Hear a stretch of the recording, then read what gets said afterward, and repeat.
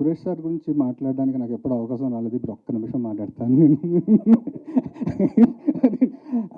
నేను 2018లో ఓబేబీకి ఎగ్జిక్యూటివ్ ప్రొడ్యూసర్గా చేయడానికి నాకు అవకాశం వచ్చినప్పుడు సమంత గారితో చేస్తున్నాను అన్న హ్యాపీనెస్ ఒకటి, దానికన్నా 1% ఎక్కువ సురేష్ ప్రొడక్షన్లో వర్క్ చేస్తున్నాను సంతోషం ఒకటండి.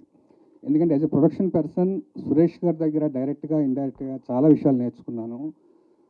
సురేష్ గారు ఒక విషయం చెప్తారు ఎప్పుడు, సినిమా మనం చూస్తున్నప్పుడు ఎడిటింగ్ రూమ్లో ఒక తప్పు అని తెలిస్తే ఆ తప్పుని కరెక్ట్ చేయకుండా నువ్వు సినిమా రిలీజ్ చేయకు అని చెప్తారు ఇప్పుడు నాకు.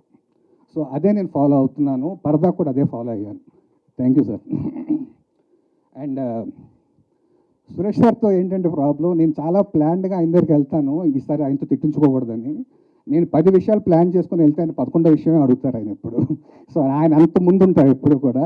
సో సురేష్ సార్తో నేను చాలా చాలా తీయని అనుబంధం నాకు. Thank you Suresh sir.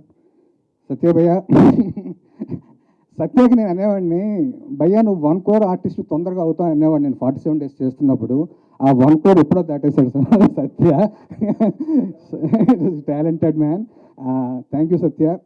అంటే సురేష్ సారు సత్య వచ్చినందుకు అది నాకు నా ఫ్యామిలీ లాగా అనిపిస్తుంది, నాకు గెస్ట్ లాగా ఎప్పుడూ అనిపించదు. అండ్ కమింగ్ టు పరదా in the name of love, cinema గురించి తర్వాత మాట్లాడుకోవచ్చు, ఈ పాట గురించి మాట్లాడతాను. వనమాలి గారు కానీ, గోపి సుందర్ కానీ, అనురాగ్ కుల్కర్ని కానీ, వీళ్ళు ముగ్గురు ఈ రకంగా మనకు అవుట్పుట్ ఇవ్వకపోతే ఈరోజు సాంగ్ ఇలా ఉండేది కాదు. Thanks to all of them అండి.